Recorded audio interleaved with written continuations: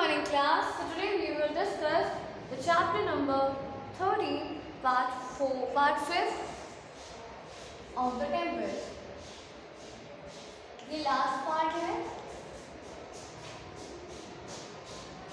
इसमें हमने कई दिनों से कैरेक्टर्स पढ़ रहे हैं और उन कैरेक्टर्स के नाम क्या है बार बार बताती रहती हूँ. प्रॉस्पेरो,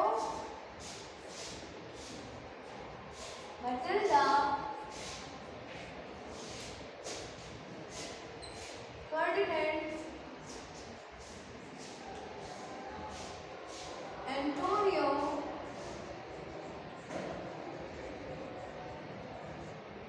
इसके अलावा गोंज़ालो,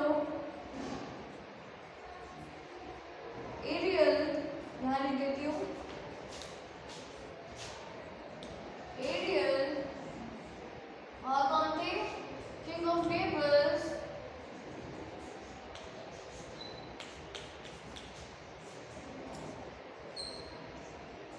तो हम लोग को पता है प्रॉस्पेरो कौन था? मैजिशियन. मैटिल्डा कौन थी? मैजिशियन की बेटी, मैजिशियंस डॉटर. ये कौन था? King of Naples son. Antonio कौन था? Brother of Prospero.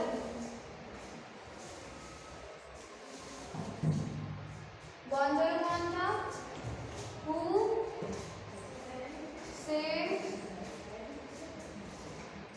The life of Who saves the life of magician?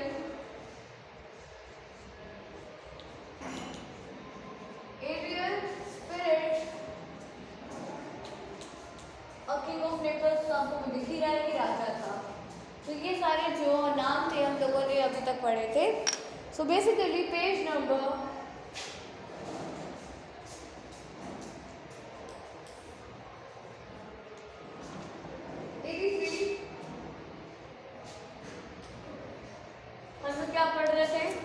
हम लोगों ने अभी तक एक चीज़ ये पढ़ी थी कि किस तरीके से जो प्रॉस्पेरो है अपनी बेटी को सारी बातें बताता है और टेस्ट करता है फर्डिनेंड का कि उसकी बेटी के लिए वो परफेक्ट है कि नहीं. और जब वो कंफर्म हो जाता है कि he is the better person, he is the best person for his daughter, तो वो पूरे तरीके से कंफर्म होने के बाद जब प्रॉस्पेरो और एरियल के थ्रू अपने भाई और किंग ऑफ नेपल्स को अपने आसपास बुलाता है तो वो लोग पहले उसे पहचान नहीं पाते हैं क्योंकि उसकी लंबी लंबी दाढ़ी हो चुकी होती है. लेकिन जैसे ही वो उन्हें पहचानते हैं तो वो उससे सॉरी मांगते हैं क्योंकि बिकॉज वो बहुत ज़्यादा सॉरी फील कर रहे थे कि उनके साथ बहुत ही गलत बिहेव किया और उनको मारने के लिए सोचा. बट फिर भी इतना होने के बाद भी वो उससे सॉरी फील करते हैं और पूरे तरीके से वो प्रॉस्पेरो उन्हें माफ़ कर देता है और वो उन्हें प्रॉमिस करते हैं कि वो उसका राज्य उसे वापस कर देंगे. आगे To the king of Naples, Prospero said, I have a gift for you too. So saying, he opened a door and showed them Ferdinand who was playing chess with Miranda. So basically, तो king of Naples को Prospero बताता है कि मैं आपके लिए gift लेकर आया हूँ और ऐसा कहते हुए एक दरवाज़ा खोलता है और वहाँ पे क्या कर रहे होते हैं? फर्डिनेंड और साथ ही साथ चेस खेल रहे होते हैं मिरांडा के साथ. Great was the joy of father and son to find each other alive and well. मतलब जब बाप बेटे एक दूसरे को देखते हैं कि दोनों जिंदा हैं और सही हैं तो उन दोनों की खुशी का ठिकाना नहीं रहता है. Let's us all forgive and forget said Prospero. Prospero ने कहा कि चलिए हम सारे क्या करते हैं अपनी गलतियों को भूलते हैं और एक दूसरे को की गलतियों को भूलकर आगे बढ़ते हैं, माफ़ करते हैं एक दूसरे को. Our troubles are all over now. मतलब हमारी जो परेशानी है वो सारी क्या हो गई है? ख़त्म हो चुकी है. Prospero then assured his guests that their ship and all crew were safe.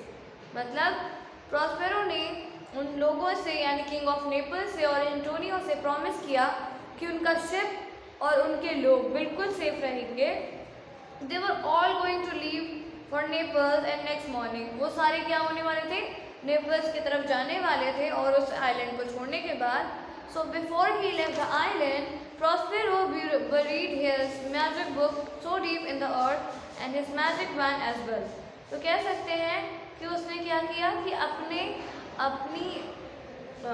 जाने से पहले टू द नेपल्स उसने अपनी मैजिक बुक को अर्थ के बहुत अंदर डीपली क्या किया कि डिग कर दिया, खोद कर डाल दिया।